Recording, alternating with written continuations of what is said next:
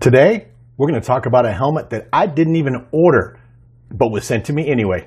Come on in and I'll explain what I'm talking about.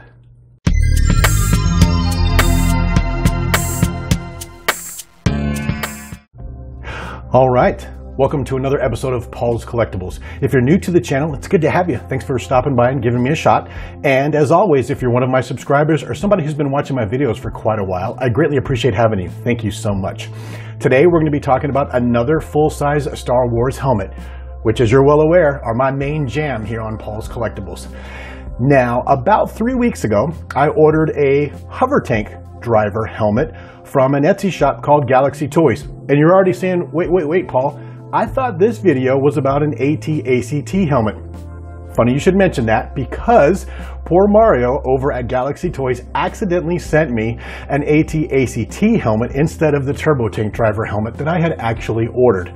So this video is directly related to that Hovertank or Hovertank Driver helmet video that I just did. So if you want, check that one out too. That'll give you a little context. But long story short, I emailed Mario back and I said, hey, you sent me the wrong helmet. And then I made him an offer.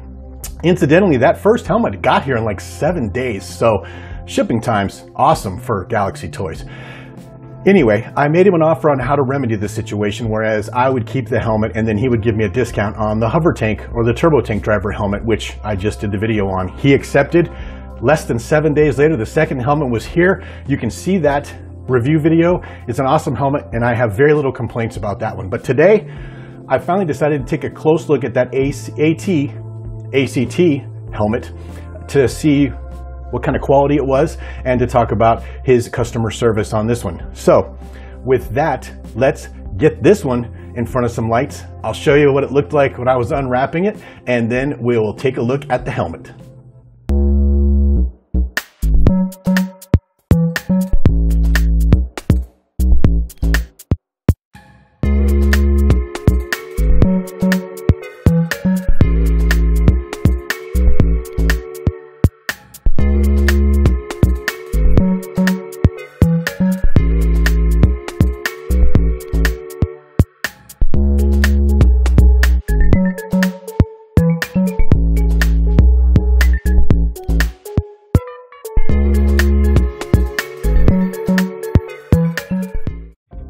Okay, there it is out of the box. And as you saw, wow, Mario over at Galaxy Toys really packed this so well. There was a ton of bubble wrap in there, and I literally almost once again could hear circus music going as I was pulling all that stuff out of there.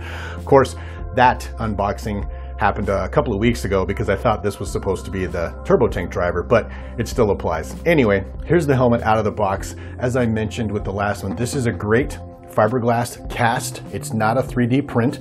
All of these pieces up front are really hard plastic, or yeah, they feel like they're really hard plastic.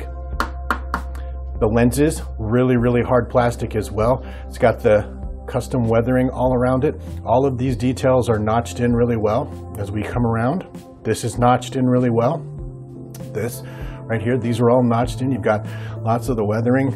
Now, the funny thing I think about weathering on Star Wars helmets is that this isn't how it would normally happen. But if you look at pictures from the movies and stuff, this is what the weathering on their helmets kind of looks like. I mean, the dings, yeah, but I don't know why there would be dirt there. But regardless, as we come around, these are all wonderful three-dimensionally cut in.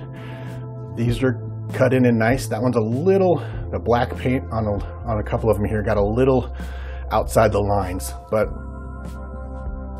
still not bad. As we're coming around here, you can see it's got that telltale red stripe on the back, and I like how the red just isn't a solid red. There's a little bit of black mixed in there to make it look like it's been around, been used for a while. It's got the two plastic greeblies back here that are supposed to be on this helmet. More three-dimensional cut-ins all around here, and lots of good weathering. And from about here down, this isn't a bad helmet. Let's take a look at the top really fast. So there's the top of the helmet. I don't see any huge imperfections or anything like that. There's some weathering around the edges. But my main problem with this helmet is the size, I can already tell, and the visor. So let's take a look at those. Okay, so for all intents and purposes, this is just basically a repurposed, well, not even a repurposed, just a recolorized with a couple of greeblies thrown on the back Shore Trooper helmet. But if that's the case, look at this pronounced lip right here, and look how small this visor is. Now this is a sticker up here, it feels like, and it's still a good quality. That's good plastic. That's nice, good quality plastic right there. But for reference, let's take a look. So for reference, on the left here, we have my $700 fiberglass Anovos Shore Trooper helmet. Now, if you know anything about Anovos, as far as I'm concerned, this is about as screen accurate as it can get. And once again, Galaxy Toys AT-ACT driver on the right, which theoretically should be almost identical. So as you can see looking at them, and it's a little hard to tell on camera, this overall size of this one is just a little too small. I would say it's about in the 80 percentile to 85 percentile range as far as being 1-to-1 scale or 100%. Now, drawing your attention to the visor here, it is blatantly obvious that this is not correct and is way off. There's a huge, probably a ½ inch lip across there, whereas the Anovos helmet, I believe that's what it's supposed to look like. And as you can see, it's much more forward, it's much more robust, and it's a little bit larger. That's what it should look like, not like that. And for reference, you can see down inside there, there's no supporting structure or anything like that, and that visor is really thin, as opposed to the Anovos helmet, where there's a good supporting structure underneath. Both sides of that. See the supporting structures underneath here that cause this to be more raised and much more robust. And just so I'm being perfectly thorough, underneath the vents are good hard plastic and they look really good. This helmet is completely lined on the inside and it's got a rubber seal around the bottom. Now, in all fairness, I didn't check any of the pictures, obviously, when I purchased this helmet, because this is not the one I was going to purchase. And I was talking to my friend who is also an ardent helmet collector, and he said, hey, Paul, go back to the website and see if he's showing the helmets built correctly or if that's what they look like. So I did, and I'll be darned if, look at this.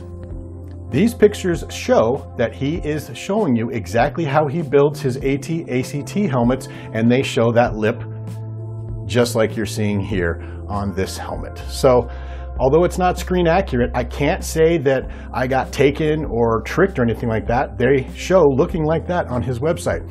Now, the counterpoint to that is I also was contacted by another helmet collector who stated that he had bought the Shore Trooper helmet from Galaxy Toys as well. And on the site, he showed me, and I checked that the Shore Trooper helmet shows that the visor is correct, like on the Anovos one, but he showed me pictures of the one that he got, and it suffers from this same lip problem.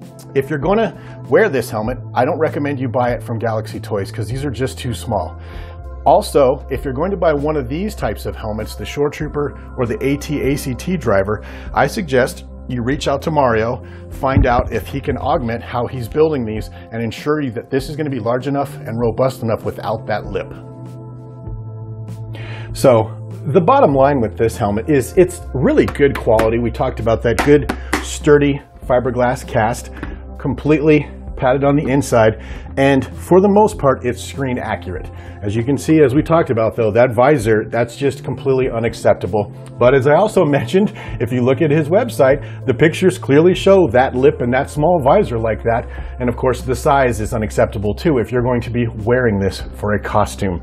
So the moral of the story here is, as I always tell people who want to ask me about helmets, anytime you're buying a helmet for $200 or less, make sure you ask a lot of questions. Make sure you know exactly what you're getting into, and check on the refund policy or the send back policy, whatever you want to call it, just in case it's not what you thought it was going to be, because there are a lot of shady dealers out there. And there are a lot of people that just aren't doing as good a product as we would hope through no fault of their own.